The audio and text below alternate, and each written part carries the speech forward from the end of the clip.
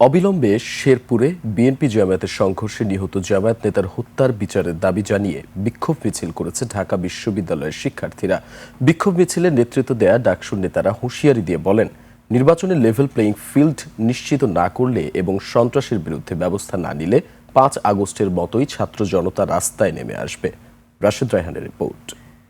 Sunbit সব দিবে সামাল। সানবিট ম্যাজিক প্রেস ডিশওয়াশিং এর মাথা ঘোরানো সলিউশন।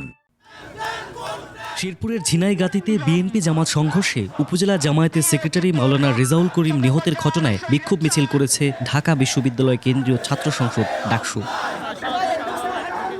বুধবার রাত 11:30টায় বিশ্ববিদ্যালয় ভিসি চত্বরে হত্যার এই ঘটনায় বিক্ষোভ কর্মসূচি শুরু হয় মহসিন হল, মল চত্বর অথবা রাজু ভাস্কর্যে এসে শেষ হয়। এ সময় ডাকসু নেতারা অভিযোগ করে বলেন, জুলাই বিপ্লব পরবর্তী সময়ে নতুন বাংলাদেশ গড়ার প্রত্যাশা ভেঙে দিয়েছে বিএনপি। রেজাউল যেমন নিহত হয়েছে, খুন হয়েছে, পাশাপাশি সেনা অফিসাররাও আহত হয়েছে। খুবই দুর্ভাগ্যের ব্যাপার, যেখানে ইসি এবং ইন্টারিম গভর্নমেন্ট বারবার বলে কিছু হলে আমাদের ফাইনাল যে প্রোটেক্ট করবে তারা হচ্ছে আর্মি অফিসার। আজকে দেখলাম বিএনপির হাতে আর্মি অফিসাররা আহত হয়েছে।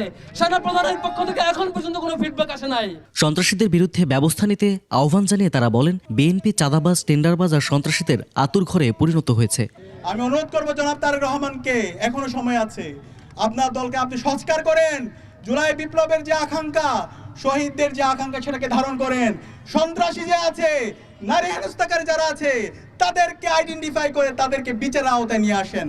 খুনের রাজনীতি অব্যাহত রাখলে ৫ আগস্টের মতো আবারও ছাত্ররা মাঠে নামবে বলেও হুঁশিয়ারি দেন তারা। রেজাউল ভাইয়ের হত্যার সাথে যে সমস্ত খুনিরা জড়িত আছে তাদেরকে দ্রুত সময়ের মধ্যে বিচারের আওতায় নিয়ে আসতে হবে। রাশেদ রায়হান, ২১শে টেলিভিশন, ঢাকা।